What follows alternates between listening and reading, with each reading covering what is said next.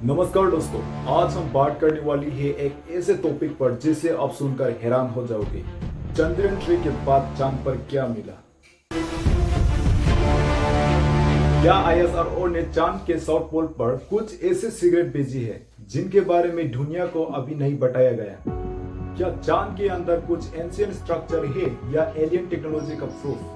चलिए दोस्तों, इस वीडियो में हम स्टेप बाय स्टेप समझाते हैं चंद्रयान 3 के मिशन क्या था, क्या मिला और क्या छुपाया गया। तो दोस्तों, वीडियो को एंड तक जरूर देखिए क्योंकि आखिरी पार्ट में मैं आपको एक हिडन आईएसआरओ रिपोर्ट के बारे में बताऊंगा जो सब कुछ बदल सकती है। 14 जुलाई 2023 एक हिस्टोरिक दिन था। श्रीहरिकोटा से आईएसआरओ ने लॉन्च किया चंद्रयान 3, एक सपना लेकर कि भारत चांद पर अपना तिरंगा गड़कर दुनिया को दिखाए कि हम भी स्पेस का पावर है।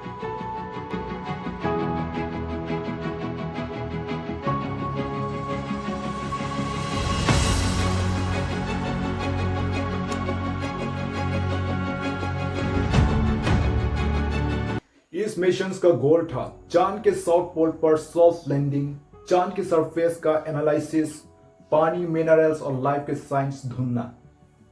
और 23 अगस्त 2023 को हुआ वो मोमेंट जिसे हर भारतीय ने याद रखा। Indian is on the moon, Bharat चांद पर है। विक्रम लैंडर ने सक्सेसफुली लैंड किए और प्रज्ञान रोवर ने अपनी जर्नी शुरू की चांद के साउथ पोल पर।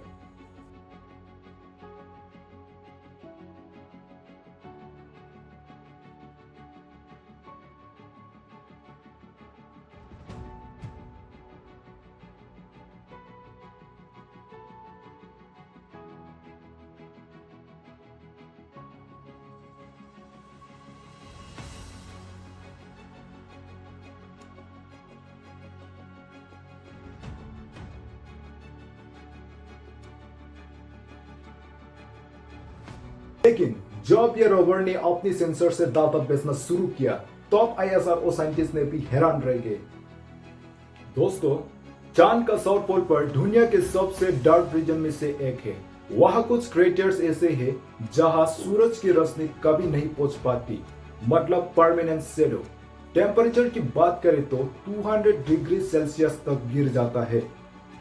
इसी रीजन से साइंटिस्ट हमेशा ये सोच रही थी कि वहां प्रेजेंस वाटर आइस हो सकती है और चंद्रयान 3 ने यह बात कंफर्म कर दी। प्रज्ञान रोवर ने चांद की मिट्टी में वाटर मॉलिक्यूल्स का ट्रेस डिटेक्ट किया, लेकिन बात सिर्फ पानी पर नहीं रुकी। रोवर ने एक और सरप्राइजिंग चीज फाइंड की, सल्फर और आयरन की अनयूजुअल कॉम्बिनेशंस। यह सजेस्ट करता है कि चांद पर कभी वोल्केनिक एक्टिविटी हुई थी। और वोल्केनिक का मतलब एक टाइम पे चांद के अंदर गर्मी और एनर्जी थी, मतलब चांद डेथ वर्ल्ड नहीं बल्कि एक once active planet light body था। अब यहां से शुरू होती है मिस्ट्री। आईएसआरओ के साइंटिफिक लुक के हिसाब से चंद्रयान 3 के लैंडिंग के बाद एक एरिया से इलेक्ट्रॉनिक वाइब्रेशंस डिटेक्ट हुई। यह वाइब्रेशंस नॉर्मल नहीं थे, उनका फ्रीक्वेंसी पैटर्न आर्टिफिशियल लग रहा था। और ईसा ने भी कंफर्म किया कि ये सेम लोकेशंस रेडियो पोल्स आ रहा है। अब सवाल ये है, अगर चांद पर कोई ह्यूमंस मेड स्ट्रक्चर नहीं है तो ये सिग्नल कहां से आ रहा है? क्या चांद के अंदर कोई मेटेलिक कोर या हिडन स्ट्रक्चर है या किसी पुरानी एस्ट्रॉइड इंपैक्ट के बाद बचा हुआ आर्टिफिशियल मटेरियल? कुछ एक्सपर्ट कहते हैं ये सिग्नल एक एंशिएंट प्रूफ से आ रहा हो सकता है जो किसी पूरी पुरानी सिविलाइजेशंस ने भेजा हो। प्रज्ञान रोवर ने जब अपना रोज बदला और एक क्रेटर्स एज के पास गया तो कैमरा ने एक ऐसी फोटो भेजी जिसमें स्मूथ मेटेलिक रिफ्लेक्शंस देख रही थी। आईएसआरओ ने ऑफिशियली बोला इट्स जस्ट ए रॉक, ये एक चट्टान है। लेकिन इंटरनेशनल स्पेस फोरम पर स्पेकुलेशंस बन गया, रॉक मेटेलिक कैसे रिफ्लेक्ट कर रहा है बिना सनलाइट के? क्या वो कोई और प्रूफ था या चांद का अंदर छुपा हुआ एक एंशिएंट सैटेलाइट?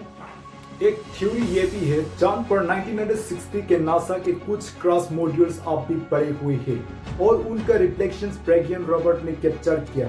लेकिन कुछ फोटोज ऐसे हैं जो नासा के मॉड्यूल से नहीं थे। कुछ ऑनलाइन स्पेस रिसर्चर ने क्लेम किया है कि आईएसआरओ के डाटा से कुछ फोटोज पब्लिक नहीं किए गए। उन फोटोज में कुछ एनोमलस शैडो देख रहे थे। एक फोटो में एक टेल स्ट्रक्चर जैसे शेप था, कुछ ने बोला ये एक शैडो है। लेकिन कुछ एक्सपर्ट ने बोला ये शेप परफेक्टली सिमेट्रिकल है, नेचुरल नहीं लगता। सोचो दोस्तों, अगर चांद पर ऐसा ही स्ट्रक्चर है जो नेचुरल नहीं लगती, तो क्या ये प्रूफ है कि चांद पर एंशिएंट डेज था? ये किसी पुराने स्पेस सिविलाइजेशन का ट्रेस? क्या चांद पर लाइफ का चांसेस है? चांद पर एटमॉस्फेयर नहीं है, लेकिन चंद्रयान-3 के स्पेक्ट्रोमीटर ने कुछ ऑर्गेनिक कंपाउंड डिटेक्ट किए। ये ऑर्गेनिक कंपाउंड्स वही होती है जो लाइफ के बिल्डिंग ब्लॉक होती है। मतलब चांद पर लाइफ नहीं है, लेकिन लाइफ बनने की कंडीशंस कभी थी। ऐसा ही है तो क्या चांद पर कभी माइक्रोस्कोपिक लाइफ फॉर्म एग्जिस्ट करती थी? ये अभी एक ओपन क्वेश्चन है, जिसका जवाब ISRO इंडियन मिशन से ढूंढ रहा है। दुनिया के सभी देश चांद के साउथ पोल के आसपास मिशंस भेज रहे हैं। नासा का आर्टेमिस मिशन, चाइना के चैनी मिशंस और अब ISRO का अगला मिशन चंद्रयान-4। उनका गोल से चांद के अंदर के मटेरियल्स जानना, स्पेशली हीलियम-3। हीलियम-3 एक ऐसे एलिमेंट्स है जो न्यूक्लियर फ्यूजन के लिए क्लीन फ्यूल बन सकते हैं। अगर ये लार्ज क्वांटिटी में मिल गया तो ये अर्थ की एनर्जी क्राइसिस को खत्म कर सकता है। इसलिए कुछ एक्सपर्ट कह रहे हैं जितने भी सीक्रेट डाटा है वो सिर्फ साइंटिफिक नहीं, इकोनॉमिक भी है। क्योंकि जिस देश के पास चांद का रिसर्च डाटा होगा वो फ्यूचर का एनर्जी सुपर पावर बनेगा। अब आते हैं सबसे बड़ा सवाल, क्या ISRO ने कुछ छुपाया?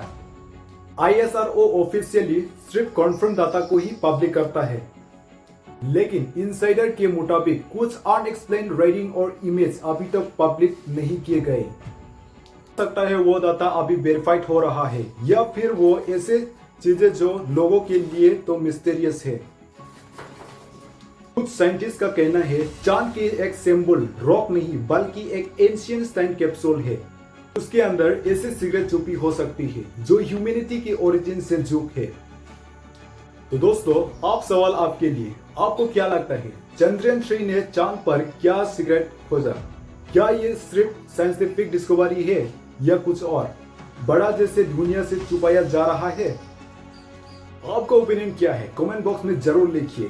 अगर आपको वीडियो पसंद आई हो तो लाइक कीजिए, शेयर कीजिए और चैनल को सब्सक्राइब कीजिए। तो मिलते हैं नेक्स्ट वीडियो के साथ, तब तक के लिए जय हिंद।